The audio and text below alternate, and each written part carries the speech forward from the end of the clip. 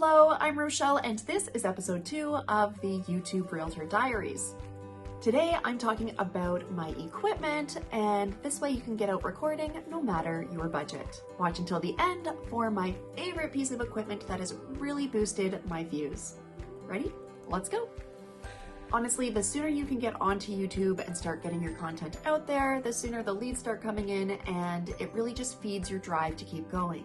So if you're apprehensive about starting, just know we all felt that way when we first hit that record button, and we all have some horrible, cringeworthy videos from way back in the day, like this one that I did 2 years ago. Buyer rebate to $4,000.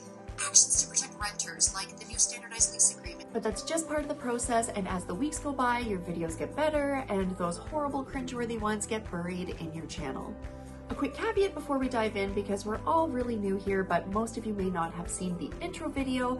The reason I'm sharing all of this is because I have a lot of realtors reach out to me about how I do my videos on my main channel for my clients and how many leads I actually get from it. So it's generally speaking 2 to 3 leads a day, with 1 to 2 a week being real gems that are kind of ready to move. They've got all of their ducks lined up. So it's taken me 2 years to get to this point. The whole point of this is to streamline your process so you can skip over the duds and learn from my mistakes. So my lessons learned are your knowledge tidbits. And if you haven't already, please like the video, subscribe, and click the bell to turn on notifications so you never miss an episode. For me, I found that there are 5 different things that go into making a great quality video, and today we will cover 3 of them. So let's dive in. First is the quality of video you record. Luckily, as realtors, most of us have access to a relatively adequate camera right here in our phones. In fact, 99% of my videos are all filmed on my iPhone, and whatever you have is more than likely sufficient for at least getting started. We aren't professional videographers unless that's your passion, and that's totally okay, but that doesn't change the fact that you have valuable insights to share. Therefore, don't expect your videos to be perfect, and don't strive for perfection. Just get it out there. And as Neil Mathwig, and if you don't know Neil, you should definitely look him up. He's a fantastic real estate coach. He says it's the realness that gets people interested in you. And it's so true. People can't see themselves and relate to someone who's perfect. So these little idiosyncrasies and imperfections in your video actually serve you really well. So when it comes to quality, shakiness matters. You will want a tripod or your phone in one stationary spot. No handheld doing this while we're recording for a quality video. I mean, if it's just on your stories and you're walking your dog, totally different than something that's polished and refined that you are going to leave out for the universe to watch over and over and over. That ideal evergreen content. Number 2 for today is my friend, lighting. Just give a big hug to your light. Anyways, you can edit your videos post-production in whatever software you're using to adjust those lighting levels, but it's far, far easier to just have the lighting great when you start and then just minor tweaks in your editing process versus just really hyperextending your exposure, and that can make it really grainy and again reduce the quality of your video. So some people go for the ring light, some people go for the umbrella lights, some people go for just natural light.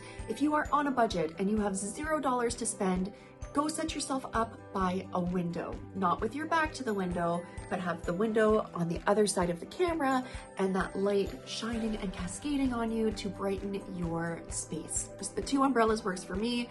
I spent $100 on them 2 years ago. They have lasted me forever, still on the original bulbs. And speaking of bulbs, make sure all your bulbs are the same color if you're using more than one. Like, buy the exact same brand, the exact same color.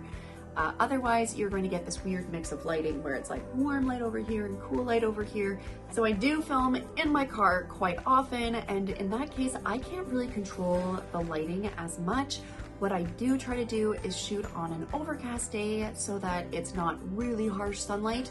But if I can't shoot on an overcast day, I will try to park under a tree or in the shade of a building. I have had videos where it shifts from the beginning of the video to the end a lot as a cloud just rolls through. So just be aware to set yourself up somewhere that is as steady and constant a lighting source as possible. So the last piece of equipment to just get you started, and if you have the budget to go out and buy one, would be a microphone. It has a major impact on your video to have quality audio. I have shot many times without a microphone, and I've actually had people comment about the audio being different. So if I only had $30 to get myself up and running, I would 100% be investing in a lapel mic. Now, if you're planning on filming outdoors, things get a little bit more expensive as you try to navigate the external factors like wind. Oh, wind is my nemesis. It took me a really, really long time to figure out the nuance of the audio when shooting in wind. And sometimes it's noticeable that I've changed my audio from what was originally filmed into what I've kind of voiceovered or things like it just, wind sucks. I will cover filming outdoor in more detail in an upcoming episode because it is such an impactful way to keep the interest of your viewers, and when it comes to online video, keeping your viewers' interest is everything. So what's next is, oh, I promised you I would share my favorite piece of equipment. So this right here is my DJI Osmo gimbal. It is by far my favorite piece of equipment. It was an investment. I think it ran me around $300 Canadian. I really, really love the wide angle of my iPhone. The Osmo Mobile allows me to put it on. So I'm gonna use my old phone because I'm recording on my new one. You just turn it on, click the button, and wha-bam! It's quick to go into landscape mode. So you just use the joystick to turn it whichever way you need it to go. I also used this to shoot most of my B-roll, so B-roll is not you in front of the video. Your B-roll is the stuff you kind of cut over top to keep things interesting. Yeah, this bad boy, I love him. So that's it for today. Don't fret too much about what equipment you have right now. The most important thing is to get in front of the camera and start recording something. So if you are not comfortable yet in front of the camera, I'm going to challenge you.